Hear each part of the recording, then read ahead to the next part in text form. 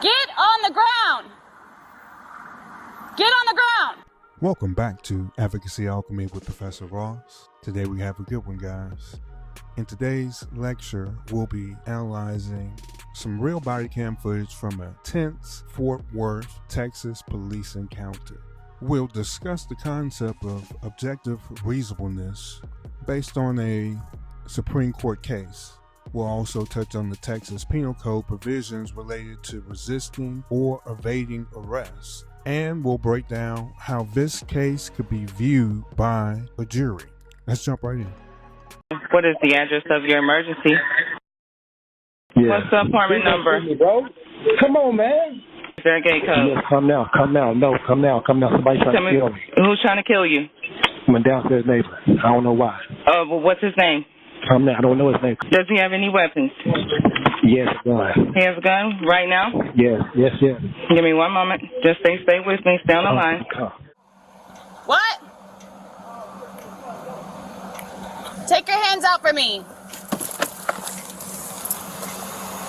Take your hands off your pocket. Take your hands off of your pocket. Put your hands up. Hands up. Put your hands up. Put your hands up. Speed it up. You got a gun. Hands up. Hands up. Drop the gun. Drop the gun. Put your hands up. Stop moving. Stop moving. Hey, get on the ground. Get on the ground. Get on the ground. Get on the ground. Get on the ground. You get on the ground. Get on the ground. Get on the ground. Get on the ground, suck my dick. Step it up when at gunpoint. Get on the ground. Get on the ground. Get on the ground. I don't want to shoot you, man. Get in the car, go. Go. Get on the ground. Get in the car, go. Get on the ground. Get on the ground. Get on the ground. I'm not trying to shoot you, man.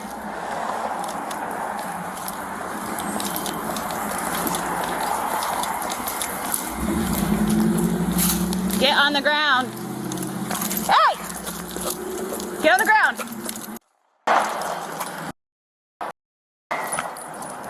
Shots fired. Get on the ground. Get on the ground. Get on the ground. Get on the ground. Get on the ground. Get on the ground. Get on the ground. Get on the ground, man. I'm not trying to shoot you. Hey, get on the ground. Get on the ground. The gun fell between his pants, so he's not able to get it, but he reached for it. Hey! Get on the ground. Stop moving. Hey, stay lethal. I'm going less. Hey, he's reaching for it.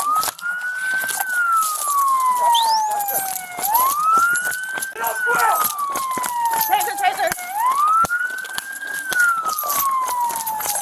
Taser.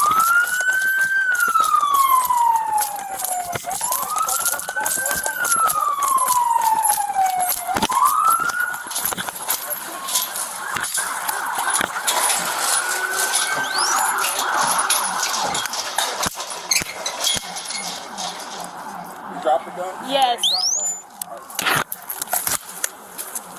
I'm gonna keep eyes.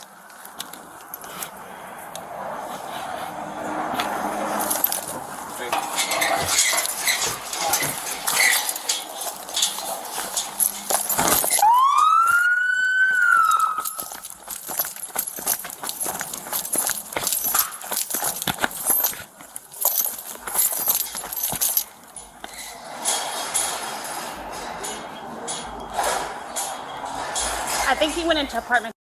Can't see. You want to know where?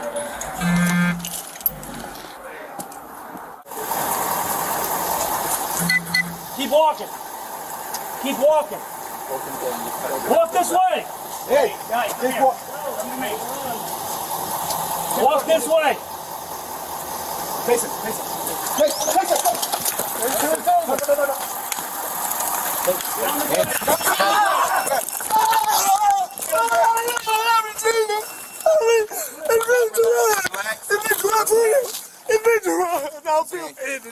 him my way. Push him my way. Push him this way. Henry, I got it. All right, so let's talk about some constitutional issues. You always have the Fourth Amendment, and that's the amendment that protects us against unreasonable searches or seizures. And then you have this idea of objective reasonableness. There's an old case from 1989, Graham versus Connor. And it basically had a holding that an officer's actions are measured against what a reasonable officer would do in a similar situation without any benefits of hindsight. So what that means is they're going to look at how she acted when she made those 3 shots, and they'll look at it how any other reasonable officer would have acted in a similar situation with everything happening the same way. What we can say is that that man was very lucky that the adrenaline got to her and her 3 shots went wide. Let's move into the Texas Penal Code. First, you have interference with public duties. That's found under the Texas Penal Code, section 38.15. This occurs if someone interrupts or impedes an officer from performing official duties. Non-compliance or aggressive behavior could also qualify. Next, we have resisting arrest, search, or transportation. This is found under the Texas Penal Code, section 38.03.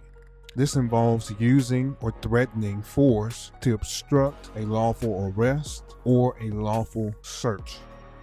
You also have evading arrest or detention. This is found under Texas Penal Code, section 38.04. And this is if a suspect flees from an officer attempting lawful arrest or detention. You also have some weapons offenses. The presence of a firearm could lead to various charges such as the unlawful carrying of a weapon or aggravated assault with a deadly weapon, if threats are made or implied. Let's talk about, at the very end of this short video, you saw the SWAT team there, didn't you? When a suspect is armed, barricades himself into a location or a building, or poses a significant danger, calling in the SWAT team helps contain and or negotiate the situation more safely. In law enforcement and courtroom settings, each step in the suspicion evidence continuum has a specific legal threshold. Let's define each and revisit with some examples. Number 1, mere suspicion. This is a gut feeling or maybe an intuition or even a hunch that something might be wrong, but without specific facts to justify detaining or searching someone. It's the lowest level of suspicion. A good example is an officer notices a person loitering and acting odd, but they don't have any concrete reason to justify any detention. Number 2, reasonable suspicion. This is defined as a specific, articulable fact that leads an officer to suspect criminal activity is happening. This standard allows for a brief investigatory stop, what's also known as a Terry stop. It's more than a mere hunch, but less than probable cause. A good example is the 911 caller's report of a man threatening someone with a gun, combined with the suspect's behavior on the scene. All that clearly surpasses mere suspicion. Officers can lawfully detain or stop him to investigate further into the situation. Number 3, probable cause. This is defined as facts or evidence that would lead a reasonable person to believe a crime has been, is being, or is about to be committed. This is the threshold needed to make an arrest, obtain a warrant, or conduct searches, certain types of searches. A good example is seeing the suspect with a firearm and hearing him allegedly threatening another person would provide probable cause to arrest him for weapons offenses or for threats.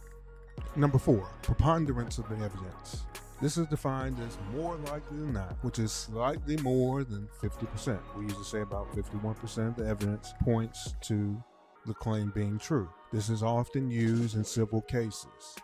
In a civil lawsuit saying that the police had used excessive force, the plaintiff must show it's more likely than not that the officer's actions were unreasonable. Number 5, clear and convincing evidence. This is defined as a higher level of proof requiring a high probability that a claim is true. We usually say about 75% of the evidence points to a claim being true. This standard is used in certain civil and administrative cases. Certain cases like parental rights termination or certain protective orders. A good example is if the suspect claimed self-defense. In a civil context, they might need to present evidence with a high degree of certainty that they acted out of genuine fear for their life. Last, you have beyond a reasonable doubt. This is defined as the highest standard in the U.S. legal system. It's used exclusively in criminal trials. A juror must be almost certain of the defendant's guilt in order to convict them. A good example is if the suspect faces charges for evading arrest or aggravated assault on an officer. The state must prove each element of the offense beyond a reasonable doubt. Now, let's shift gears and imagine if you're sitting on a jury for this case. You've watched the body cam footage, heard testimony from the officers, and probably heard from the suspect or some other witnesses. What are 3 critical factors you would consider before reaching a verdict? How about these? First, you have the threat level and suspect behavior. Did the suspect have a firearm? How clear was the threat? Did the suspect repeatedly ignore lawful commands? And did he appear to flee, elevating the danger to officers and bystanders? How about this other big problem? Officer conduct and reasonableness. Did the officers act within the bounds of what we consider to be reasonable? Did they properly attempt lesser measures, things like verbal commands and warnings and even tasers before escalating to lethal force or before calling the SWAT team?